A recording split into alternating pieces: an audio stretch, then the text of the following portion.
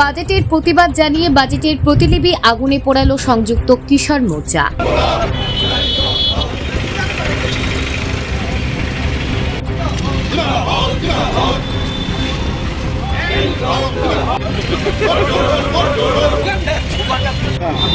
গত 23 তারিখে কেন্দ্রীয় অর্থমন্ত্রী নির্মলা সীতারামন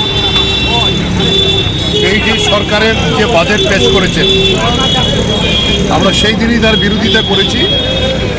এই বাজেটে সবচেয়ে বড় যে ধাক্কা দিয়েছে, আঘাত দিয়েছে, সেইটা হয়েছে আমাদের যে লিখিতভাবে আমাদের কাছে গ্যারান্টি দিয়েছিল 2021 সালে কেন্দ্রীয় তৎকালীন যে কৃষিমন্ত্রী, তার সচিব লিখিত দিয়েছিল আমাদের সঙ্গে বসে, ফসলের ন্যায্য দাম দেওয়ার যে এমএসপি, তার আইনি গ্যারান্টি আমাদের বাজেটে থাকবে এবং তার জন্য আইন প্রণয়ন করবে। কিন্তু এই বাজেটে সেখানে কোনো আইনি গ্যারান্টি নেই।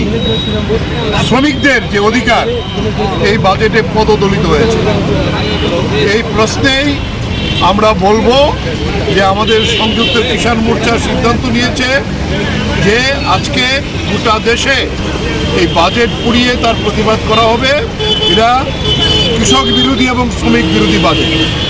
তাই এই বাজেটের বিরুদ্ধে আমরা আজকে সংযুক্ত কিষাণ মোর্চা এবং আমাদের সঙ্গে কেন্দ্রীয় ট্রেড ইউনিয়ন তারাও যুক্ত হয়েছে এই বাজেটকে পোড়াবার জন্য।